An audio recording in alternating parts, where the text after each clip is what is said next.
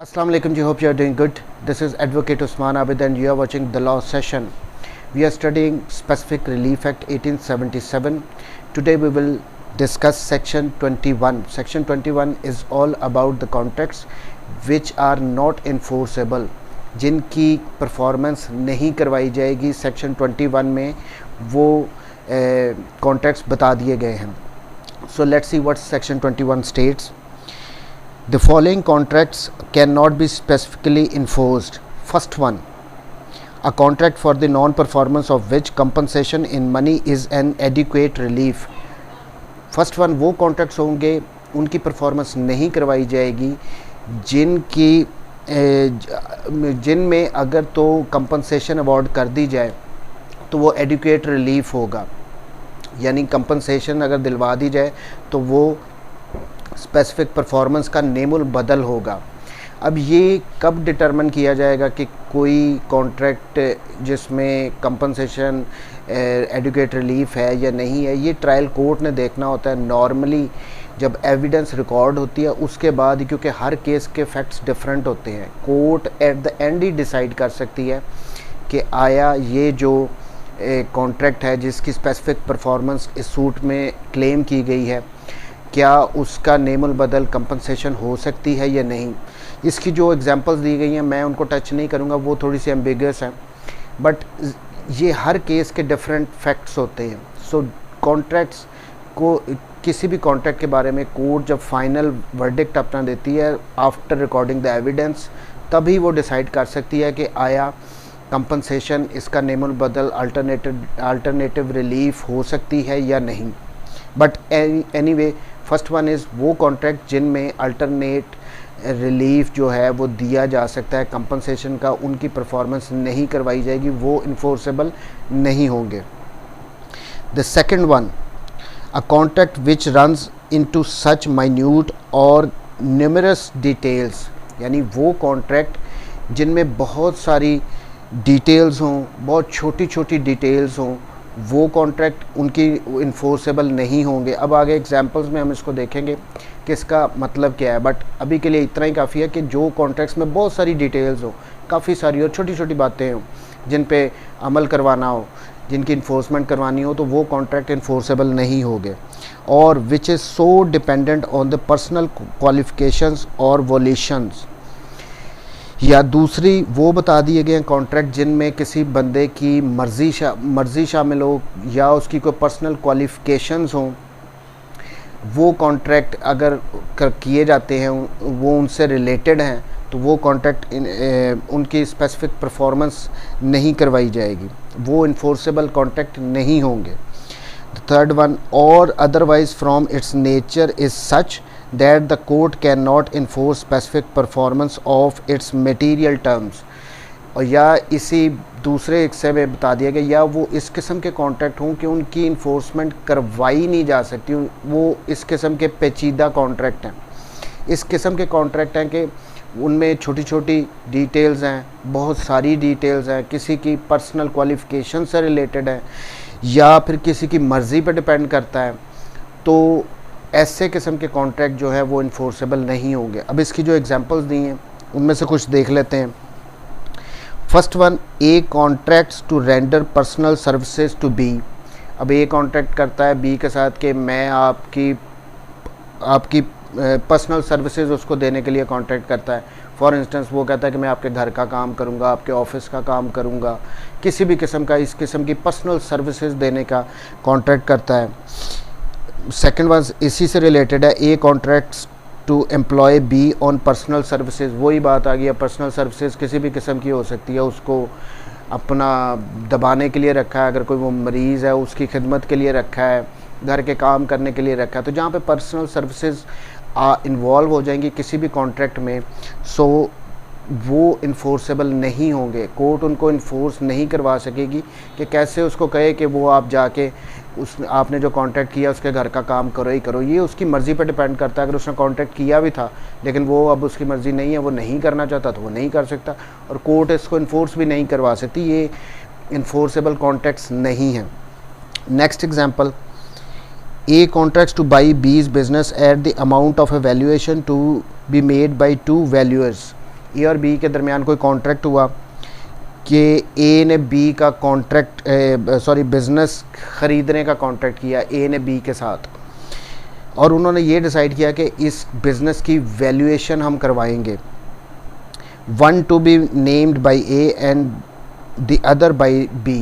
एक वैल्यूअर जो है वो ए लेके आएगा, दूसरा वैल्यूअर बी लेके आएगा, दोनों फिर वो डिसाइड करे, उसको वैल्यू करेंगे उस बिज़नेस को कि इसकी वर्थ कितनी है, इसकी गुडविल कितनी है, तो उसके बाद वो बिज़नेस जो है वो बी ए का ख़रीद लेगा। A and B each name the valuer but before the valuation is made A instructs his valuer not to proceed. अब दोनों अपने अपने जो हैं वो वैल्यूअर को बुला लेते हैं, उनको नॉमिनेट करते हैं, वो आ जाते हैं, लेकिन जब वो उन्होंने वैल्यूएशन करनी होती है उससे पहले ए का माइंड चेंज हो जाता है। वो अपने वैल्यूअर को कहता है कि प्रोसीड ना करो, कोई वैल्यूएशन करने की ज़रूरत नहीं, मैंने अपना माइंड चेंज कर लिया, मैंने अपना बिज़नेस सेल आउट नहीं करना। तो ये जो कॉन्ट्रैक्ट हुआ था, अब अगर बी चला जाए कोर्ट में, suit for specific performance file कर दे कि जी इसने मेरे साथ ये कॉन्ट्रैक्ट किया था कि मुझे अपना बिज़नेस बेचेगा, तो ये कॉन्ट्रैक्ट इन्फोर्सेबल नहीं होगा क्योंकि उसकी मर्ज़ी है वो बेचना है नहीं बेचना है। सो ये कॉन्ट्रैक्ट इन्फोर्सेबल नहीं होगा। ये नेक्स्ट एग्जांपल है, A contracts with B that in consideration of ₹1000 to be paid by to him by B he will paint a picture for B. A और बी के दरमियान कॉन्ट्रैक्ट होता है कि एक पेंटर है वो बी को कहता है कि मैं आपकी पिक्चर बनाऊंगा, उसके लिए अमाउंट उसने 1000 रुपया रख ली, कॉन्ट्रैक्ट हो गया, लेकिन बाद में ये कहता है मैंने वो पिक्चर नहीं बनानी। तो ये जो कॉन्ट्रैक्ट उनके दरमियान हुआ था ये भी इन्फोर्सेबल नहीं होगा। उसकी मर्ज़ी है वो बनाए ना बनाए, उसकी पर्सनल इसमें क्वालिफ़िकेशन आ गई है, उससे रिलेटेड है, तो ये भी कॉन्ट्रैक्ट उनका इन्फोर्सेबल नहीं होगा। The next one is A contracts to marry B. अब ए बी के साथ शादी करने की कॉन्ट्रैक्ट करता है लेकिन फिर बाद में वो शादी नहीं करता, तो अब ये बी की मर्ज़ी है, ए की मर्ज़ी है, वो शादी करे ना करे। अगर वो उनके दरमियान कॉन्ट्रैक्ट था भी तो ये कॉन्ट्रैक्ट भी इन्फोर्सेबल नहीं होगा। सो ये चंद एग्जांपल थी इससे रिलेटेड के कोई भी कॉन्ट्रैक्ट जिसमें छोटी छोटी बातें हों, बहुत सारी बातें हों, उसके बाद उनकी पर्सनल मर्ज़ी पे आ जाए कि उन्होंने करना है नहीं करना, उनकी पर्सनल क्वालिफ़िकेशन से रिलेटेड हो, तो इस किस्म के कॉन्ट्रैक्ट जो है वो इन्फोर्सेबल नहीं होगी। उनकी कोर्स उनकी स्पेसिफिक परफॉर्मेंस नहीं करवाएगी। The next one is a contract the terms of which the court can not find with reasonable certainty. अब तीसरी बात ये आ गई, ऐसे कॉन्ट्रैक्ट जिनकी टर्म्स एंड कंडीशंस हैं वो सर्टेन नहीं है, वो यकीनी नहीं है, उनमें एम्बिग्युइटी है, वो क्लियर नहीं है।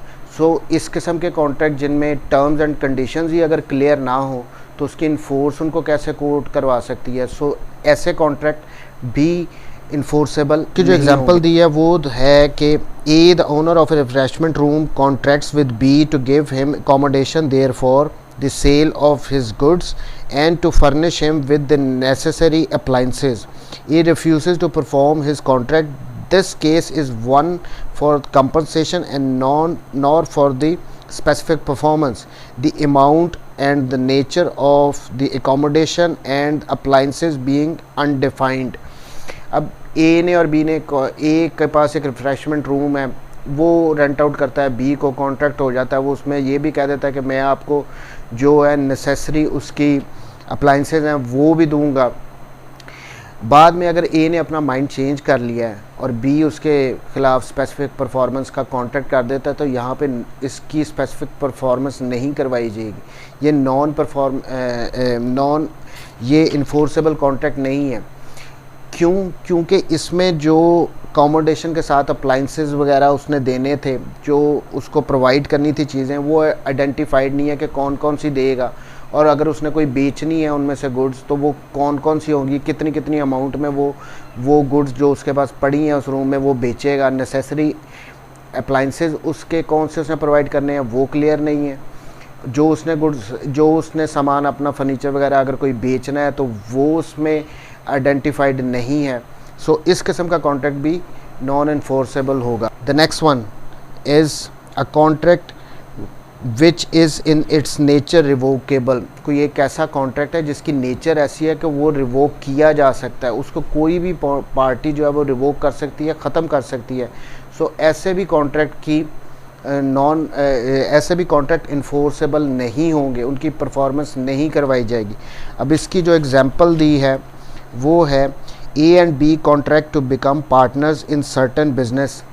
ए और बी कोई कॉन्ट्रैक्ट करते हैं कि किसी बिजनेस में वो पार्टनर बनेंगे। The contract not specifying the duration of the proposed partnership. अब जो उन्होंने कॉन्ट्रैक्ट किया उसमें ये नहीं बताया कि वो कितने अरसे के लिए उसमें पार्टनरशिप में रहेंगे। This contract can not be specifically performed. ये कॉन्ट्रैक्ट भी इन्फोर्सेबल नहीं होगा, इसकी स्पेसिफिक परफॉर्मेंस नहीं करवाई जा सकती। For if it were so performed either A और B might at once dissolve the partnership, क्योंकि उसमें कोई ड्यूरेशन ही नहीं पार्टनरशिप का बताया। और अगर एक बंदा उसमें पार्टनरशिप में आ भी गया, शुरू भी हो गया पार्टनरशिप, फिर वो एक बंदा अगर उसको कैंसिल कर देता है, कॉन्ट्रैक्ट को परफॉर्म नहीं करता, तो दूसरा अगर कोर्ट में चला भी जाएगा तो वहाँ पे चूँकि स्पेसिफिकली मेंशन नहीं था कॉन्ट्रैक्ट में कि कितनी देर के लिए इनकी पार्टनरशिप होगी, तो ये कॉन्ट्रैक्ट वो जब भी चाहेगा वो पार्टनरशिप को ख़त्म कर सकता है। तो इस किस्म का कॉन्ट्रैक्ट भी इन्फोर्सेबल नहीं होगा। The next one is a contract made by trustees either in excess of their powers or in breach of the trust। अगर कोई ऐसा कॉन्ट्रैक्ट है जो कि ट्रस्टी की तरफ से बनाया गया है लेकिन उसने अपनी जो उसको पावर्स दी गई थी उससे एक्सेस करके कोई कॉन्ट्रैक्ट कर लिया है, और या फिर जो उसको ट्रस्ट किया गया था, मैंने किसी को ट्रस्ट करके अपनी कार बेचने के लिए दी, उसने आगे किसी को उसको रेंट पे चलाना शुरू कर दिया। सो अपनी एक्सेस से बढ़ के अगर ट्रस्टी कोई भी कॉन्ट्रैक्ट करता है तो वो कॉन्ट्रैक्ट इन्फोर्सेबल नहीं होगा। अब इसकी एग्जांपल है, A is a trustee of land with power to lease it for 7 years। एक के पास कोई लैंड है जो कि उसे ट्रस्ट करके दी गई है, उसके पास पावर है कि वो 7 साल के लिए उसको लीज आउट कर सकता है। He enters into a contract with B to grant a lease for the land for 7 years। यहाँ तक बात ठीक है, वो बी के साथ कॉन्ट्रैक्ट करता है और उसको 7 साल के लिए वो लीज कर देता है with the covenant to renew the lease at the expiry of the term. लेकिन साथ वो ये यहाँ पे ये भी ऐड कर देता है कि आफ्टर द एक्सपायरी ऑफ जो उनकी लीज हुई है वो उसको रिन्यू भी ये कॉन्ट्रैक्ट किया जाएगा। This contract can not be specifically enforced. यानी अगर उसको पावर, यहाँ तक तो उसने ठीक यूज़ की कि 7 साल के लिए आप इसको लीज आउट कर सकते हो, उसने कर दी, लेकिन उसने जो एक्स्ट्रा काम किया जो उसके पास पावर नहीं थी, उसने उसको रिन्यू करने का भी साथ कॉन्ट्रैक्ट कर लिया कि जब लीज एक्सपायरी होगी तो हम इसको रिन्यू कर लेंगे। सो ये अगर इसकी बिना पे जो कोई बंदा जाता है कोर्ट में स्पेसिफिक परफॉर्मेंस करवाने के लिए, तो ये कॉन्ट्रैक्ट जो है ये इन्फोर्सेबल नहीं है। स्पेसिफिकली मेंशन कर दिया है इसमें कि अगर एक्सेस से ट्रस्टी ने काम किया है तो वो कॉन्ट्रैक्ट नहीं इन्फोर्सेबल होगा। The next one is a contract made by और on behalf of a corporation और public company created for special purpose. कोई एक पब्लिक कंपनी है या कॉरपोरेशन है, किसी ख़ास काम के लिए बनाई गई है, और by the promoters of such company which is in excess of it powers.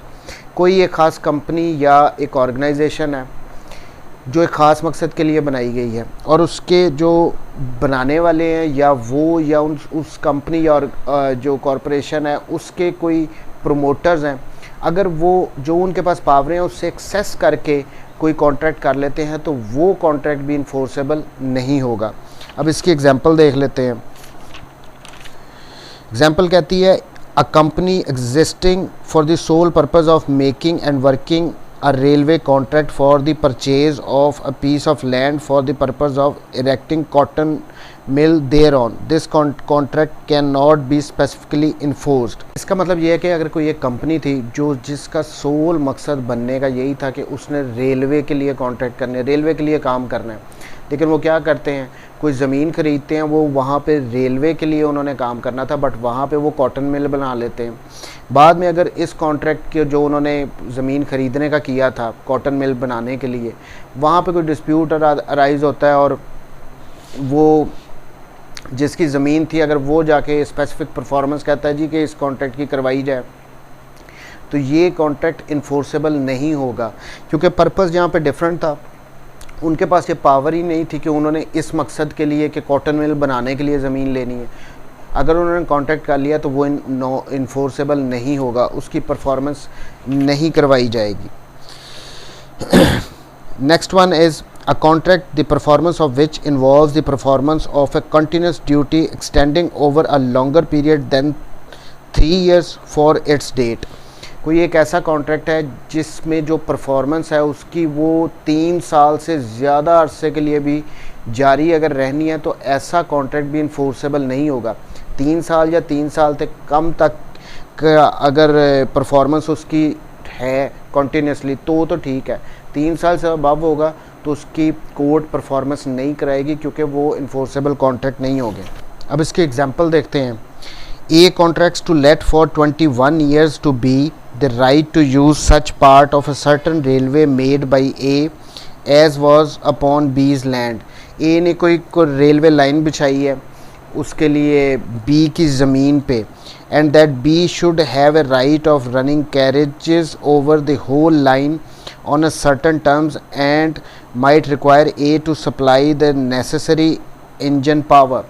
अब जो उसने लाइन बनाई है B के पास ये भी पावर है, उस लाइन को यूज़ करता रहेगा उतने देर के लिए और A उसके लिए इंजन पावर भी सप्लाई करेगा। And that A should during the term keep the whole railway in good repair, और A इन 21 साल के लिए जो उनका कॉन्ट्रैक्ट हुआ है उसके दौरान उसकी रिपेयर भी करता रहेगा अगर ख़राब होगा।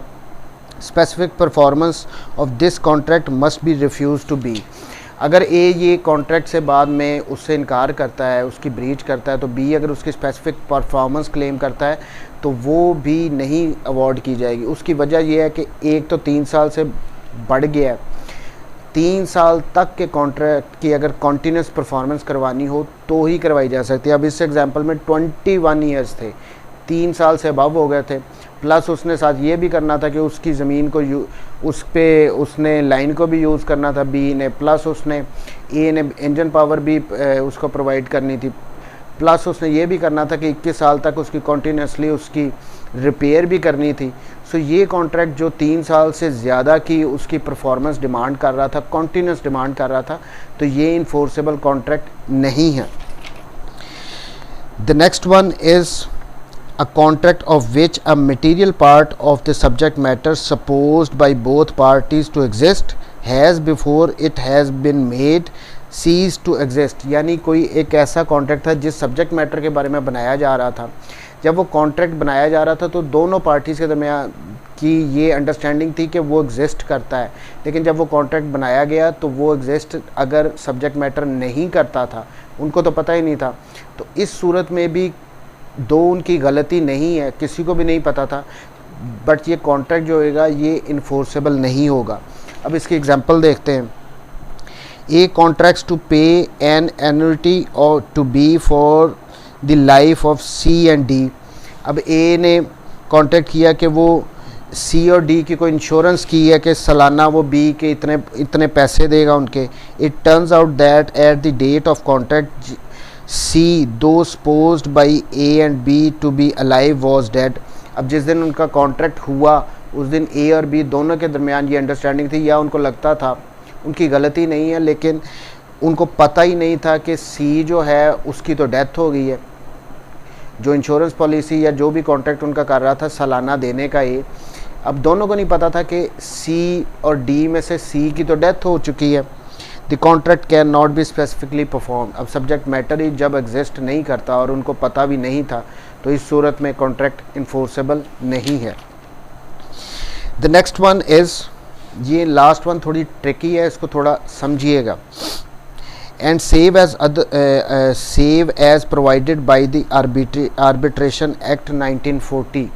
अब इसका मतलब ये है कि जो कुछ भी आर्बिट्रेशन एक्ट में बताया गया, या वो यानी जो नीचे ये हमारी सेक्शन का अगला पार्ट जा रहा है, उसमें जो कुछ भी बताया गया वो यहाँ की हद तक तो है, लेकिन जो आर्बिट्रेशन एक्ट में बताया गया 1940 में, वो अगर इससे कंट्राडिक्टरी है, इससे मुतज़ाद है, तो वो अप्लाई होगा, ये नहीं। यहाँ पे वर्ड यूज़ किया है सेव एज़ प्रोवाइडेड, इसका मतलब है जो वहाँ पे है वो सेव है, वो ही अप्लाई होगा, ये नहीं होगा अगर इससे कंट्राडिक्टरी कोई बात आर्बिट्रेशन एक्ट में है। कहते क्या हैं, no contract to refer present और future differences to arbitration shall be specifically enforced. अब यहाँ पे स्पेसिफिकली मेंशन कर दिया, आर्बिट्रेशन ये होती है कि ये अल्टरनेटिव डिस्प्यूट रेजोल्यूशन एक मेकनिज़म है कि पार्टीज़ अगर खुद ही डिसाइड कर लेती हैं कि अगर हमारे दरमियान फ्यूचर में अगर कभी भी कोई डिस्प्यूट राइज हो गया तो हम कोर्ट में नहीं जाएंगी, हम अपने मसले को थ्रू आर्बिट्रेशन इसको रिजॉल्व करवाएंगे। अगर इस किस्म का कोई कॉन्ट्रैक्ट हो गया है जिसमें ये लिखा गया है no contract to refer present और future differences to arbitration shall be specifically enforced, तो वो कॉन्ट्रैक्ट इन्फोर्स नहीं कराए जाएंगे, उनकी परफॉर्मेंस नहीं कराई जाएंगी, क्योंकि अब जब उन्होंने लिख ही दिया है कि वहाँ पे जाना है हमने आर्बिट्रेशन में, तो वहाँ पे मसला हल होगा। बट लेकिन if any person who has made such a contract other than an arbitration agreement to which the provisions of the said act apply and has refused to perform its sues in respect of any subject which he has contracted to refer, the existence of such contract shall bar the suit। Simple words में ये बता दिया गया है कि जो contract किया गया था जिसमें ये लिखा गया था कि इन केस ऑफ डिस्प्यूट आप जाएंगे आर्बिट्रेशन में, तो वहाँ पे उस सूरत में अगर कोई बंदा कॉन्ट्रैक्ट चला भी जाता है स्पेसिफिक परफॉर्मेंस के सूट के लिए, तो ये सूट जो है वो बार है, वो हो ही नहीं सकता। अगर वो चला भी जाएगा तो वो स्ट्रेट अवे डिसमिस कर दिया जाएगा, वो मेंटेनेबल सूट नहीं होगा। ये था जी सारा section 21। I hope I have explained everything. Thank you very much ji. Take care.